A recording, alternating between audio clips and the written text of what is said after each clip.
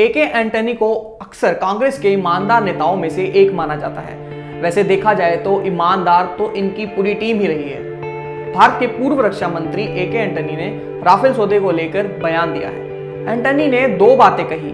उन्होंने कहा कि मोदी सरकार ने राफेल सौदे में देरी की है।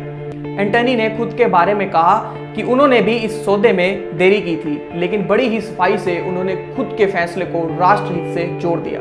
अगर राफेल सौदा उसी समय निपट गया होता तो भारत पाक तनाव के बीच अहम भूमिका निभाता और शायद आज राहुल गांधी के पास मोदी सरकार का विरोध करने के लिए कोई मुद्दा नहीं होता। एंटनी का यही बयान उन्हीं के द्वारा दिए गए 2014 वाले बयान को काटता है।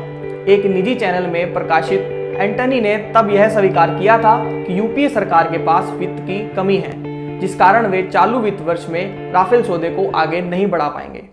Because of the shortage of money, this financial year don't expect any finalization of the agreement.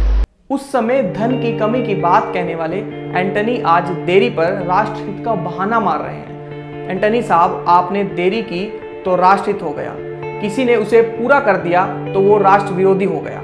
बहुत खूब जनाब, छा गया। भारतीय रक्षा खरीद प्रक्रिया के मुताबिक जो कंपनियां सेनाओं की आवश्यकता और निर्धारित मानकों पर खरे साजो सामान को सबसे कम कीमत पर पेशकश करने को तैयार होती हैं, उन्हें ही उसकी आपूर्ति का ठेका दिया जाता है। भारत ने राफेल लड़ाकू विमानों के लिए फ्रांसीसी दसों एविएशन का चयन किया है। यूपीए काल में जिस कंपनी का चुनाव हो ही चुका था, उसे लेकर अब हल्ला मचाया जा रहा है। यूपीए काल के दौरान इस डील पर काफी सुस्त काम हो रहा था। मोदी सरकार ने इस सारी प्रक्रिया को पूरा किया। इस तरह एक अधूरी डील से एक पूरी डील की तुलना की जा रही है। इसके अलावा ऐसे कई प्रोजेक्ट्स हैं जिन्हें कांग्रेस द्वारा शुरू किया गया था, लेकिन उसे मोदी सरकार के सत्ता संभालने के बाद ही पूरा किया जा सका। सालों से नेगोशिएट हो रही राफेल डील में अगर कुछ बदलाव करके उसे पूरा किया गया है तो इसमें दिक्कत क्या है? कांग्रेस ने सबको राफेल के रूप में एक ऐसा हथियार थमा दिया है जो राष्ट्रीय सुरक्षा जैसे संवेदनशील मामले के साथ खिलवाड़ है। रक्षा मंत्रालय के कागजात चुराए जा रहे हैं। कैग सहित अन्य संवैधानिक संस्थाओं की रिपोर्ट्स की धज्जियां उड़ाई जा रही हैं। क्या बिना बिचौलियों के सौदे का सफलतापूर्वक हो जाना पार्टी को हजम नहीं हो रहा है?